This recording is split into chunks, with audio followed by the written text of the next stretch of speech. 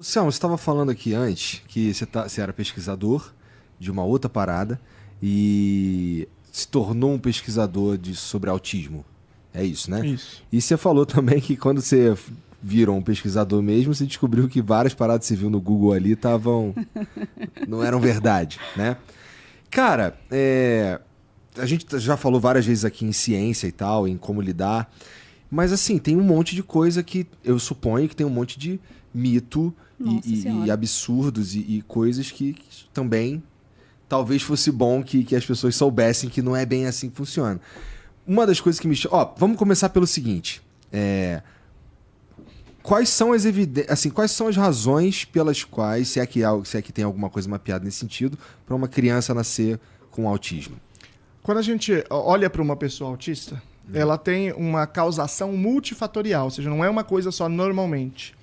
E aí, é difícil a gente distinguir, no caso individual, qual é essa causação. Tá. Hoje, nós trabalhamos principalmente com uma pesquisa de 2019, muito grande, envolveu 5 países, mais de 2 milhões de pessoas, para a gente entender a probabilidade, a composição. A composição é mais ou menos a seguinte. 81% dessa causação, em geral, ela é de natureza genética hereditária. Ou seja, você vê um indivíduo, você tem genes que têm alterações, e essas alterações ou tá no pai, ou tá na mãe, ou tá um pouco cada um.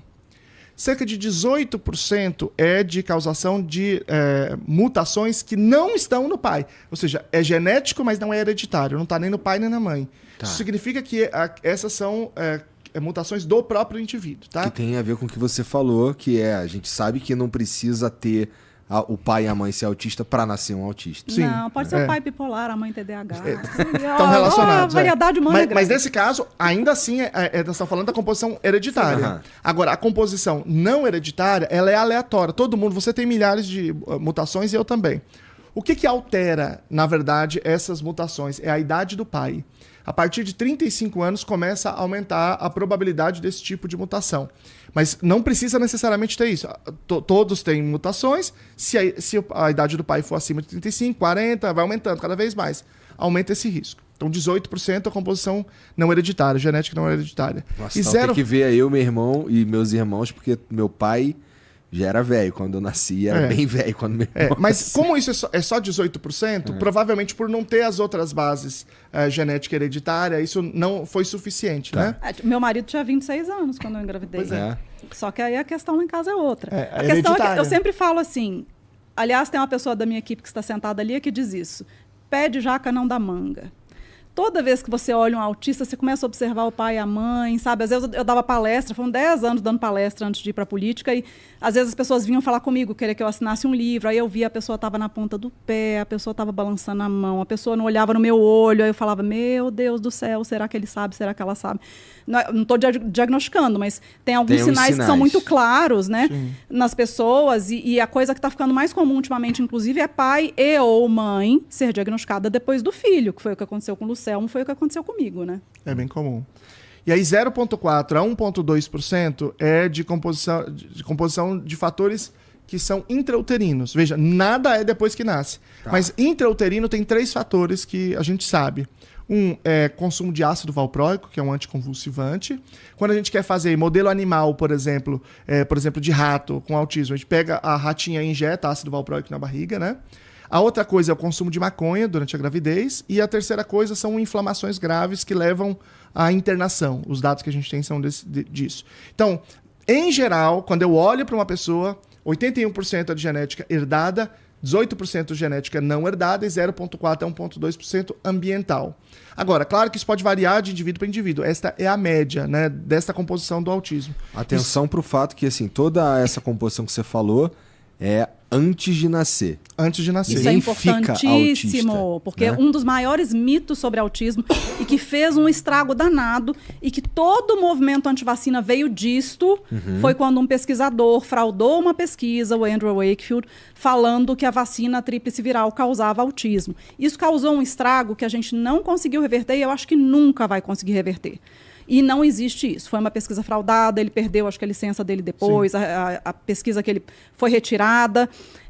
Não existe isso. A pessoa já nasce autista. Até o caso do meu filho, que eu falei que ele se desenvolvia de forma aparentemente normal e regrediu. Hoje em dia, quando eu pego os vídeos dele, tinha coisinhas ali. A atenção dele era muito curta, ele fugia do olho da gente, tinha coisinhas, né? É que o desenvolvimento dele foi um pouco atípico do padrão autista, que normalmente já é não ter contato visual desde bebezinho, essa coisa toda. Mas ninguém fica autista depois que nasce. Isso é importante porque muitos... Telas. Agora estão nessa de falar que telas causam autismo. E a verdade é que autismo... Sim. Tela, celular, televisão. Essas coisas, né? E tem uma coisa que é... Inclusive, a própria pediatra que a gente levou o Theo falou, ele vê muito DVD, que na época tinha um DVD portátil, não tinha tablet, né? Ele vê muita televisão. Aí, na hora que eu falei que sim, aí já foi... isso é falta de estímulo. E, na verdade, autista se atrai mais por tela. É meio que o contrário, né? Não é fugindo do estímulo social, né? Porque é muito mais confortável para ele ficar olhando para uma tela do que olhar para o rosto de uma pessoa e ter que entender se a sobrancelha levantou porque a pessoa está brava, está triste, está chateada, qualquer coisa dessas, né? Por isso que ele se atrai mais por esse tipo de coisa. É óbvio que exposição a telas, quando ela é muito grande, para uma criança pequena, principalmente, isso causa prejuízos. Pode atrasar um pouco a linguagem, pode dificultar a interação social dela, mas isso não causa o autismo. Isso pode piorar algumas características, né? E é isso. Mas eu te interrompi. Eu estava só dizendo isso, que essa composição ela é multifatorial e a gente tem, portanto, cerca de 99% que é composição genética, né?